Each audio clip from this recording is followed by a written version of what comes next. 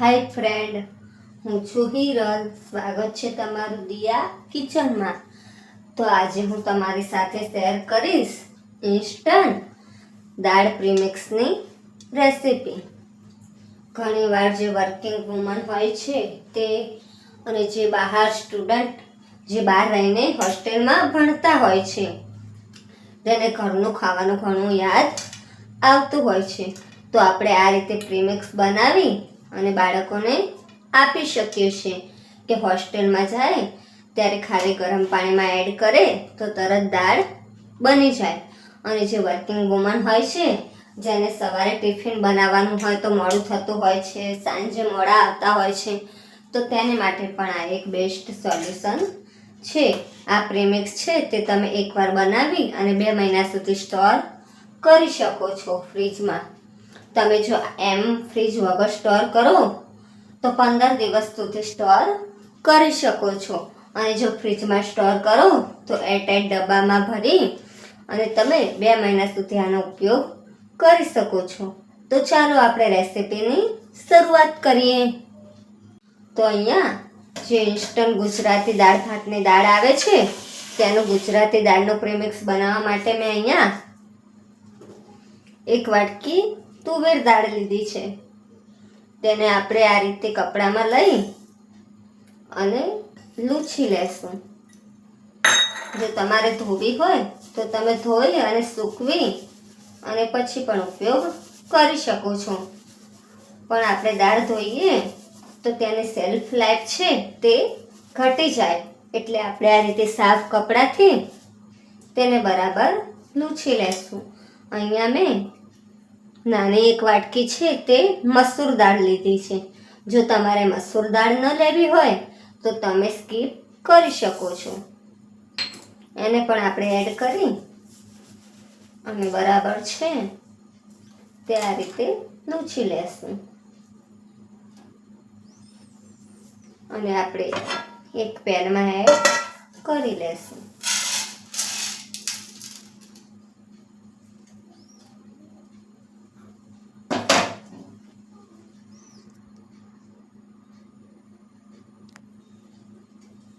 તો હવે આપણે ગેસ ચાલુ કરી લેશું. તો દાળ છે તેને આપણે ડ્રાય રોસ્ટ કરી લેશું.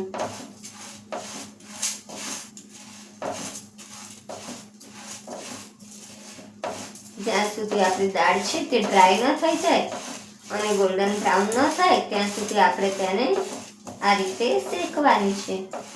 અને ગેસની આંચ છે તે મધ્યમ રાખીશું.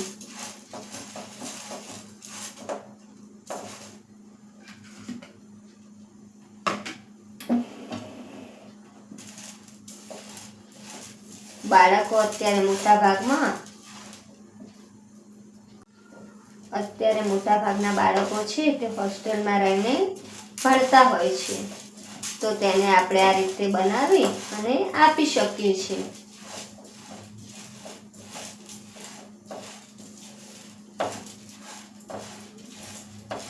અને જો આપણો કોઈ સગુવાલો આઉટ ઓફ સ્ટેટ રહેતો હોય તો તેને પણ આપણે આપણા હાથની વાનગી છે, આપણા હાથનો સ્વાદ છે તે મોકલાવી શકીએ છીએ.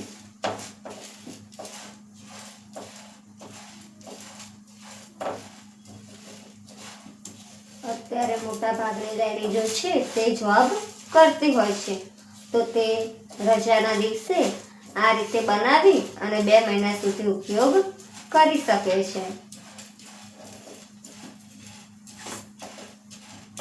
અને આ ખાસ રેસીપી છે તે હું અત્યારે મારા ભાભી છે તેમને માટે બનાવી રહી છું, કારણ કે તે છે તે પણ જોબ કરે છે અને સવારે જાય અને રાત્રે 10 વાગે ઘરે આવે છે.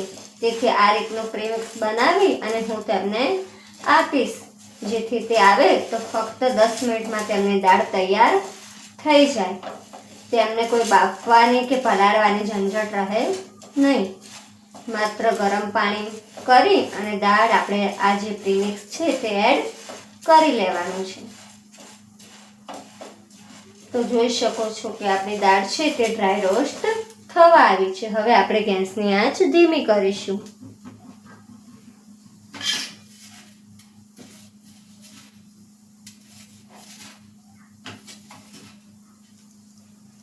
અને એમાં આપણે અડધી ચમચી જેવા આખા મેથી દાણા એડ કરીશું. મેથીનો ટેસ્ટ છે તે આપણી દાળમાં ખૂબ જ સરસ આવે છે.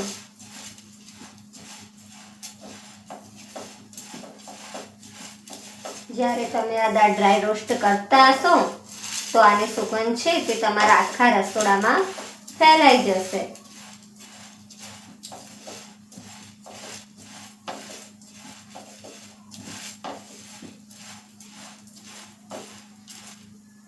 તો દાળ છે તે આપણે ડ્રાય રોસ્ટ થઈ ગઈ છે. હવે આપણે એની અંદર 2 નંગ લાલ મરચાં આવે છે જે સૂકા તે એડ કરીશું અને એને પણ સાથે ડ્રાય રોસ્ટ કરી લેશું. આપણે દાળ જ્યારે ડ્રાય રોસ્ટ થઈ જાય ત્યારે જ આપણે મરચાં એડ કરવાના છે અને ફક્ત પછી આપણે 2 મિનિટ સુધી તેને શેકાવા દેવાના છે.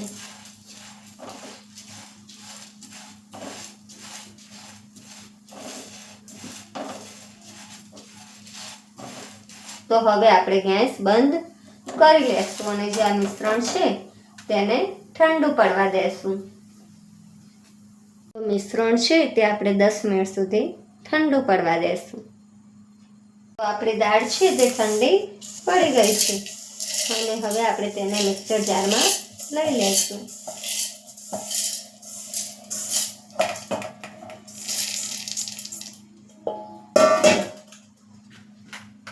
મિક્સર જારમાં લઈ અને તેનો પાવડર તૈયાર કરી લેશું.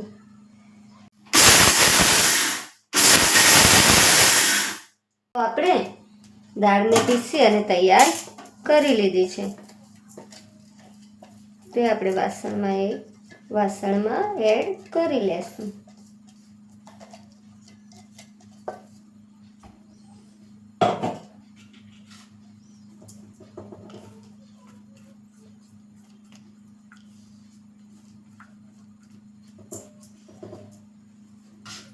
અને હવે આપણે છે તે વઘાર માટે તેલ ગરમ કરીશું અને હવે આપણે જે કડાઈમાં દાળ છે તે ડ્રાય રોસ્ટ કરી હતી તેમાં જ આપણે વઘાર કરી લેશું. એની માટે મેં અહીંયા 2 ડોકલી તેલ લીધું છે. તેલ ગરમ થવા દેશું. તેલ ગરમ થાય એટલે આપણે એમાં રાઈ એડ કરીશું. રાઈ જેવી ચટકે એટલે આપણે એમાં થોડું જીરું એડ કરીશું. જીરું ચટકે એટલે આપણે એમાં થોડી હિંગ એડ કરીશું અને થોડા મીઠા લીમડાના પાન એડ કરીશું.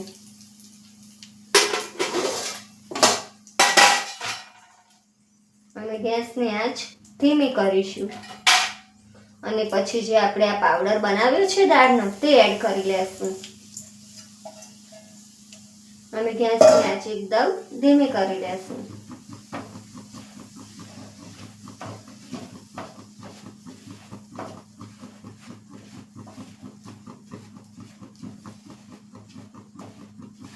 અને હવે આપણે એમાં મસાલા કરી લેશું.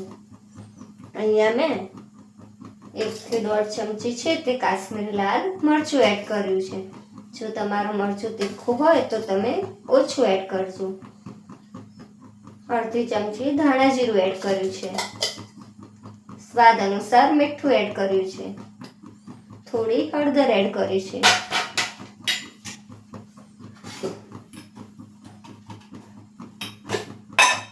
અને થોડી છે તે હું ખાંડ એડ કરું છું. જો તમારે ખાંડ એડ ન કરવી હોય તો તમે સ્કીપ કરી શકો છો. અને અહીંયા હું થોડો ગરમ મસાલો એડ કરું છું.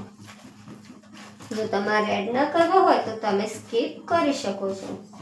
અને હવે જે આ દાળનું મિશ્રણ છે તે આપણે બરાબર હલાવી લેશું.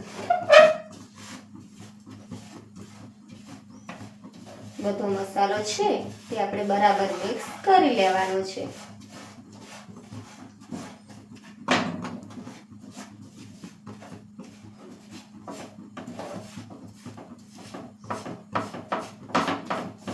અહીંયા આપણે વધારે તેલનો ઉપયોગ કરવાનો નથી. મિશ્રણ છે આપણું તે આ રીતે ડ્રાય રહેવું જોઈએ.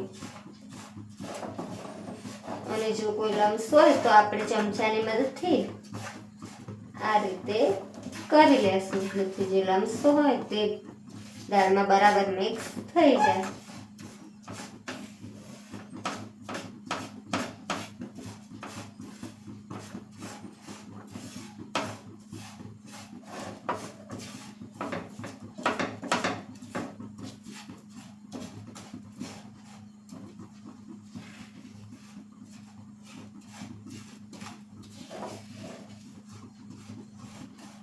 હવે આપણે આને 2 મિનિટ સુધી કૂક થવા દેશું, જેથી જો તેમાં કોઈ ભેજ રહી ગયો હોય તો તે ઉડી જાય, જેથી આપણી દાળ છે તે લાંબો સમય સુધી આપણે સ્ટોર કરી શકીએ અને તેની શેલ્ફ લાઈફમાં વધારો થાય. તો આપણી 2 મિનિટ થઈ ગઈ છે અને હવે જોઈ શકો છો કે આપણું મિશ્રણ છે તે એકદમ ડ્રાય થઈ ગયું છે. તો હવે આપણે ગેસ બંધ કરી લેશું. તૈયાર છે આપણું ગુજરાતી દાળનું પ્રીમિક્સ. હવે તેનાથી હું તમને દાળ બનાવીને પણ બતાવીશ કે આપણી દાળ છે તે કેવી બને છે. તો જે દાળનું પ્રીમિક્સ બનાવ્યું છે તે આપણે આ વાસણમાં નીકાળી લેશું.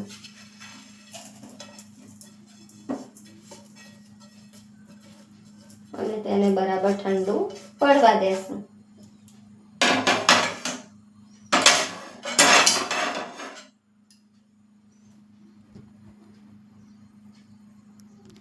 અને અહીંયા તે જ વાસણમાં આપણે ગરમ પાણી રાખીશું દાળ બનાવવા માટે.